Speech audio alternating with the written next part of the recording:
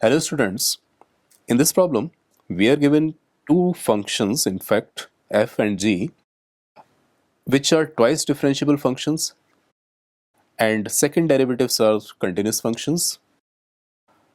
Other than that, some data about the derivative of f at 2 and value of function g at 2, that is given. Second derivative is not equal to 0, g dash 2 is not equal to 0 and this limit is equal to 1. Then we have to answer which of the following options is correct one.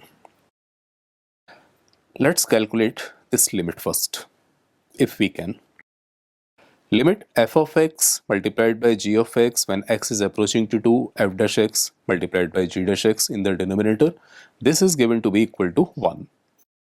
Let's see if we can calculate that. X approaches to 2, f of x multiplied by g of x divided by f dash x multiplied by g dash x. If we directly plug in x is equal to 2, you can see that g of 2 is 0. This term is going to 0. That will make whole the numerator 0.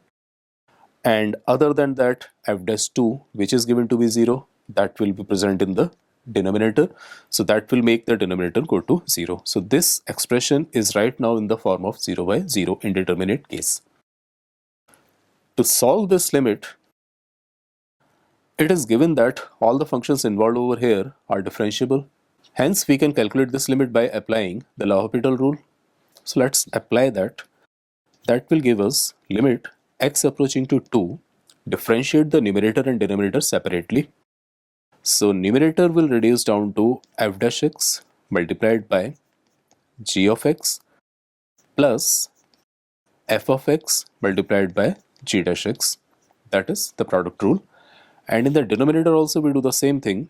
So f double dash x multiplied by g dash x plus f dash x multiplied by g double dash x.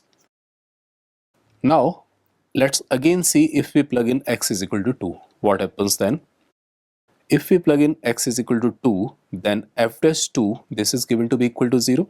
So that will make this term go to 0. In the denominator also, this f dash x is present over here. That will be f dash 2. So this will make this term go to 0. And the remaining terms, f of 2, g dash 2, f double dash 2 given to be non-zero, and g dash 2 that is also given to be non-zero. That means we have achieved determinacy now. So this limit reduces down to f of 2 multiplied by g dash 2 divided by f double dash 2 multiplied by g dash 2. And obviously this g dash 2 can be cancelled from the numerator and denominator. And as per the given information, this limit is equal to 1. That means this ratio is 1. That gives us f of 2 is equal to f double dash 2. Now let's see what we can conclude from here. F double dash 2 greater than f of 2.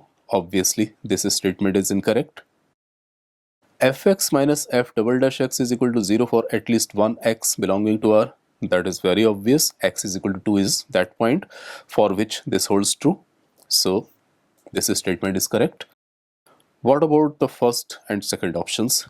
Local minimum or local maximum at x is equal to 2. At x is equal to 2, we can see that f dash 2 is equal to 0. That is mentioned over here.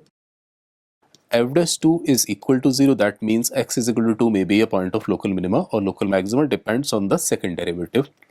Second derivative at 2 is equal to f of 2, and it is clearly mentioned in the question itself that the function is positively valued function.